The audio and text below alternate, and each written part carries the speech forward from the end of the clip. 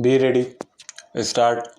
This appeal is directed against the judgment and order of the Delhi High Court by which it allowed the appeals of the two respondents, set aside the judgment and decree passed by the trial court, and permitted the appellants to file their written statements within 4 weeks from the date of the judgment, directing further that the trial court would then proceed with the suit and dispose it of in accordance with law.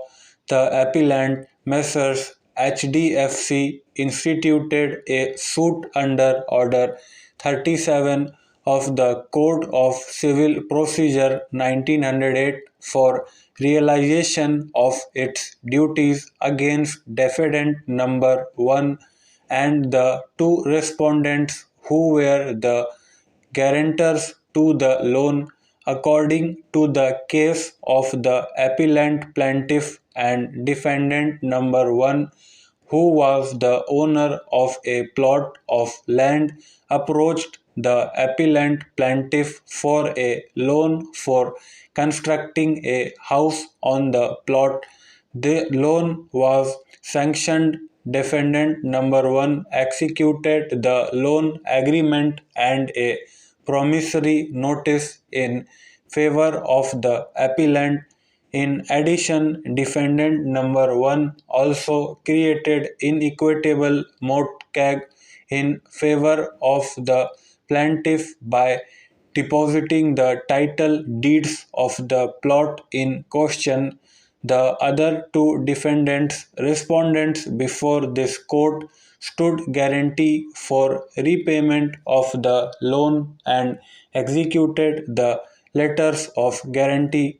On the execution of the necessary documents, the loan was disbursed to defendant number 1 in two installments. The loan amount, along with interest at the rate of 15% per annum, was to be repaid in equalized monthly installments over a period of 180 months, and in case of default, according to the terms of the loan, the outstanding would attract additional interest at the rate 18% per annum. The defendants defaulted in payment of the EMIs, and as a result a large sum was outstanding against them. The defendants did not pay the installments despite letters and reminders. Hence, the plaintiff invoked the guarantees and intimated the two respondents that in case of failure to make the payment, legal proceedings would be instituted against them.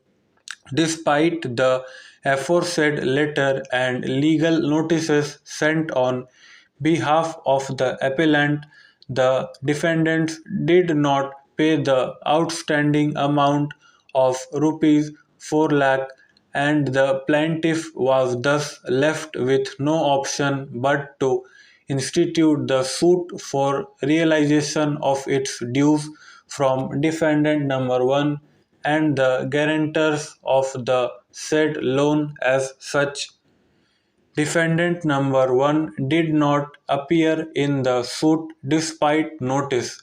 The two defendants respondents, however, appeared before the trial court and filed separate applications under Order 37 Rule 3 of the Code of Civil Procedure for permission to defend the suit.